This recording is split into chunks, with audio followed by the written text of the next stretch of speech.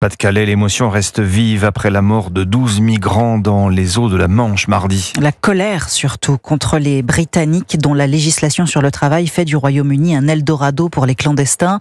Colère aussi contre les passeurs qui exploitent le désespoir des migrants.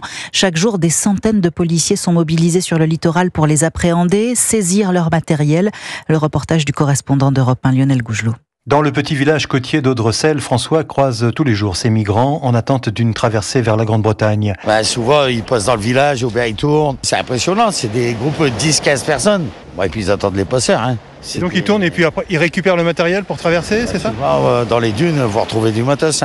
Moi, une fois dans la slack, j'avais retrouvé un pneu pneumatique, mais ils n'avaient pas dû le prendre sûrement. Et ce sont des filières clandestines internationales qui permettent de mettre ces bateaux pneumatiques, les moteurs et parfois même les gilets de sauvetage dans les mains des réseaux de passeurs. Du matériel importé de Chine, qui transite par la Turquie et finalement livré par les trafiquants depuis les pays voisins de la France, explique Marc Allègre, responsable du syndicat Unité Police à Calais et ancien membre de la police aux frontières. La plupart du temps, ce matériel arrive de l'étranger, que ça arrive d'Allemagne, ça arrive de Belgique, et ces gens-là arrivent en véhicule, déposent le matériel et repartent aussi vite. Notre seul moyen, c'est les contrôles des véhicules un peu suspects qui roulent souvent la nuit, qui sont de plaques étrangères, des fourgons, des estafettes, des véhicules break. On contrôle les véhicules pour voir ce qu'il y a à l'intérieur, pour intercepter ce matériel avant qu'il arrive sur la plage. Et c'est pour être plus efficace dans le démantèlement de ces filières d'importation de matériel pour les réseaux de passeurs que la France a demandé à ses voisins de renforcer les contrôles en lien avec les enquêteurs d'Europol et d'Interpol. Lionel Gougelot.